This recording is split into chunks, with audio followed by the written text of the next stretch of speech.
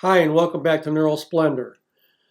Tonight, I want to address a question that one of my subscribers asked, and that was, what engine would you recommend I get because I'm going to buy a truck? Somewhere I'm thinking between 2007 and maybe 2018, a good used truck. So that year range, there's three possible platforms. There's the 871, which was 2007 to 2010. There's the 2250, which is 2010 to 2013, and the 2350, which is 2013 to 2018-ish. And then you get the X15 and then the 2450 platform. Platforms are generations of electronics. So the first thing you need to do is call the local Cummins distributor, ask for the automotive salesman, and tell them you want to come in and talk to them, that you're going to be purchasing a truck that's going to have Cummins power in it. We're talking about the ISX 15s here. And tell him that you want a vehicle emission simulation done. They might have a different name for it today. It might be called a drivability program. But you need to take as much information about your driving habits as you can.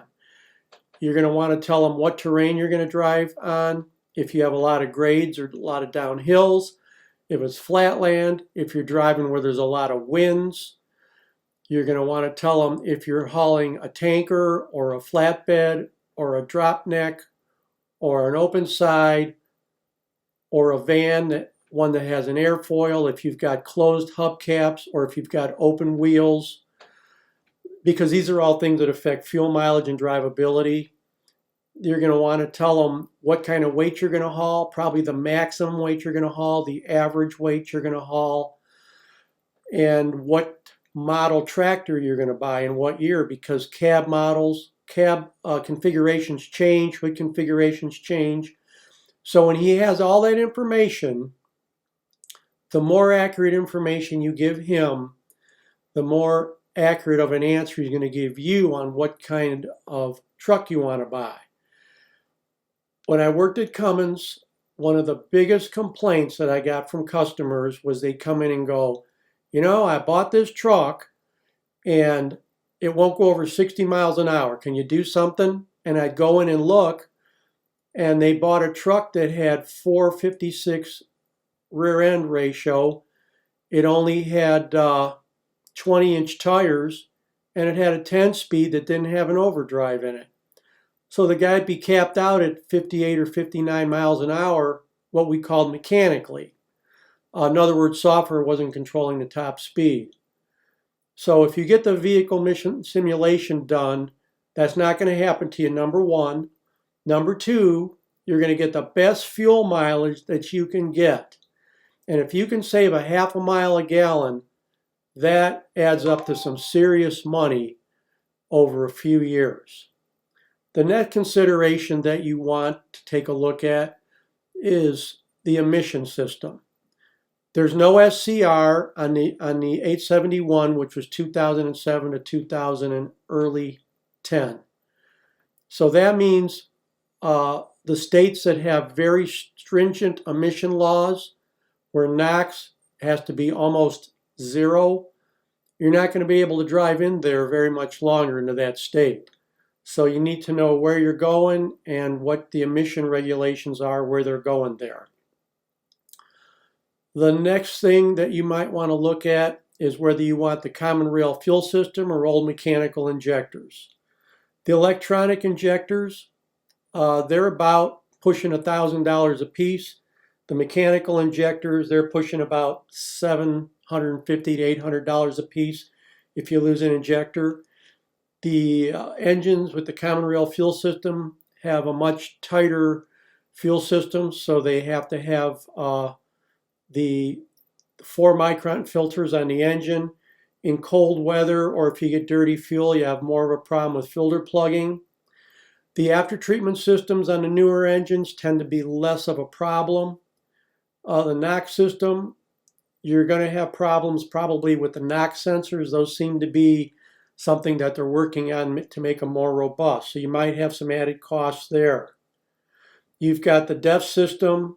Everybody knows there was a kind of an issue with the DEF floats having issues, and then you would be in D rates. And Cummins has a workaround for that now. They have a temporary calibration that will ignore the DEF tank level and quality sensors if you have that DEF unit fail and you can't get a replacement because that's an OEM part.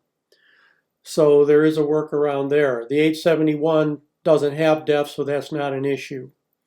The 871 that did have, the after treatment did need a little more maintenance.